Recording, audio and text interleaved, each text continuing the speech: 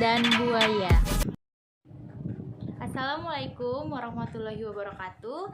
Saya Dea Putri Tamarlubis dari kelas PGSDA Reguler Universitas Negeri Medan ingin menceritakan sebuah cerita yang berjudul Kancil dan Buaya.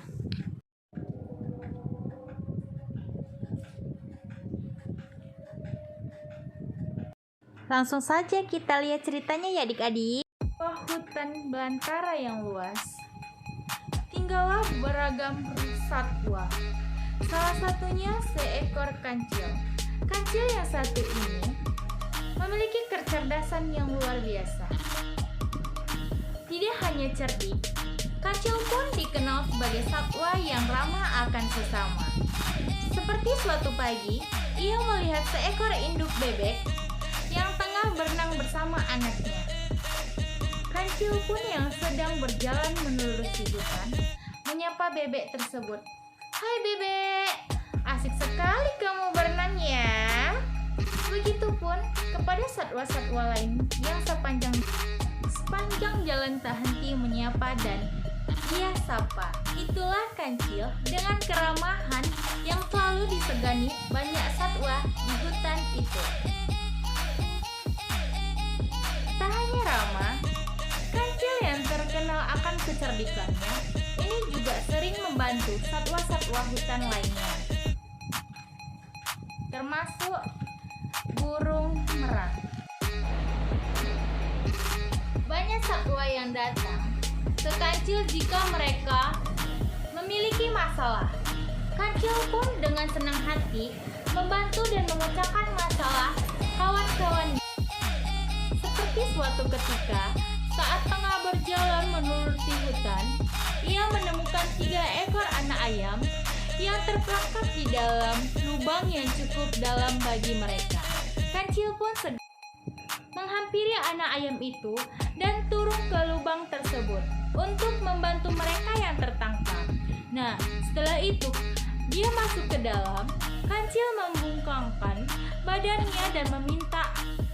Kancil pun mengatakan, "Ayo, kalian bisa naik ke tubuh aku.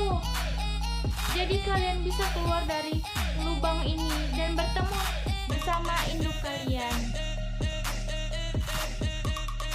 Setelah semuanya berhasil naik ke tubuhnya kancil, kancil pun melompat keluar lubang dan berjalan menemui induk ayam tersebut yang tengah kebingungan mencari anaknya. Ia pun ketiga anak ayam tadi kepada ibunya. Sang induk pun sangat senang dan berterima kasih kepada kancil yang sudah membantu anak mereka. Tak hanya induk ayam, ketiga ayam tadi tersebut mengucapkan terima kasih kepada kancil.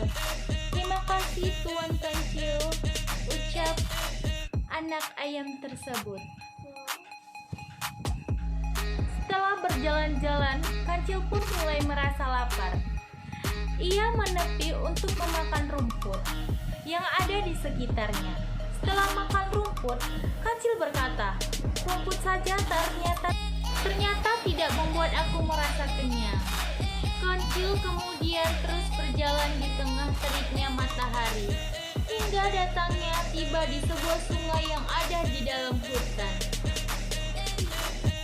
Ia pun mendekati tepi sungai untuk sekedar menghilangkan dahaga setelah berjalan-jalan dan makan tadi. Setelah puas minum, kancil yang memandangi sungai langsung berbinar ketika melihat sesuatu yang menarik di seberang sungai tersebut. Hal yang membuatnya tertarik adalah pohon buah-buahan yang dapat menghilangkan rasa laparnya tadi. Namun derasnya air sungai tidak menyeberangi sungai tersebut. Ia pun mencari cara agar bisa menyeberangi tanpa adanya bahaya. Nah, sampai suatu ide dapatkan, yaitu mengelabui buaya-buaya yang ada di sungai.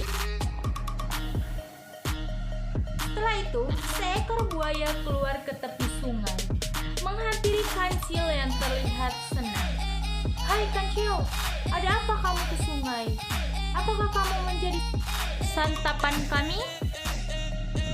Kancil pun menjawab, "Aku mempunyai berita baik untuk kalian semua para buaya. Aku membawa membawa daging segar dari raja dan diperintahkan untuk menghitung jumlah buaya yang ada. Kalian cukup berjajar di sungai saja, dan nanti aku akan hitung kalian. Dengan merasa senang mendengarkan kabar kancil membawa daging segar untuk ia dan teman-teman buaya lainnya, buaya dan kemudian menyanggupi permintaan kancil dan memanggil seluruh buaya yang berada untuk berjajar hingga membentuk jembatan. Sudah siap? Kata buaya sambil bersemangat.